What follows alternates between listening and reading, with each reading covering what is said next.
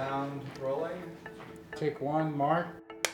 We spend something like 90% of our whole life indoors. It's everything from your own home to companies and factories. We get married in those places, our children are born.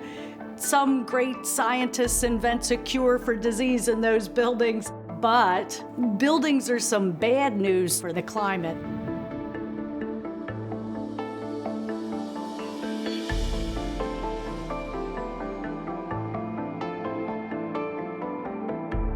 Buildings contribute about 40% of global greenhouse gas emissions. They represent the biggest growing piece of electricity consumption and demand in the world. We're not cracking this climate change challenge unless we decarbonize those buildings. When you look at a building, there are key aspects of it that enable it to run. It's the heating and cooling, it's the lighting, it's all of our appliances. All of those things together add up to a very significant energy load and a big cost. That's what we can go after. Replace the old HVAC, get rid of the old incandescent lights and add the new LEDs. Put in those windows that have high efficiency.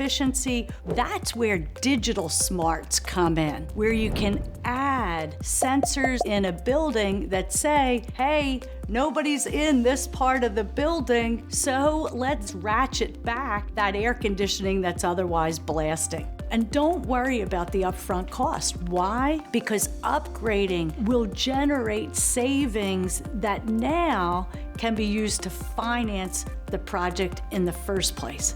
You're cutting 20, 40, 80% of that energy bill.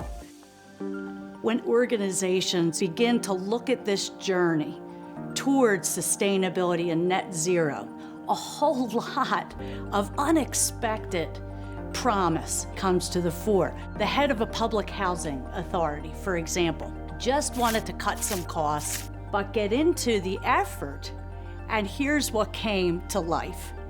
That the new community solar garden became green energy efficiency tech jobs for the local community. And that translated into something else, a sense of empowerment, ownership, engagement by that community, an effort to bring costs down, lifted the entire community up.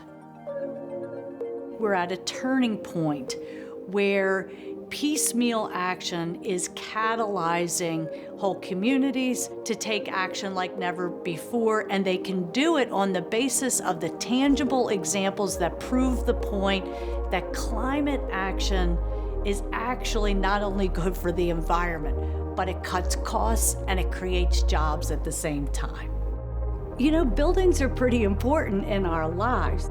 Buildings aren't just bricks and mortar. With technology and partnership, we can change those buildings into flexible, agile assets. And it is bringing us the opportunity to tackle big issues like climate change.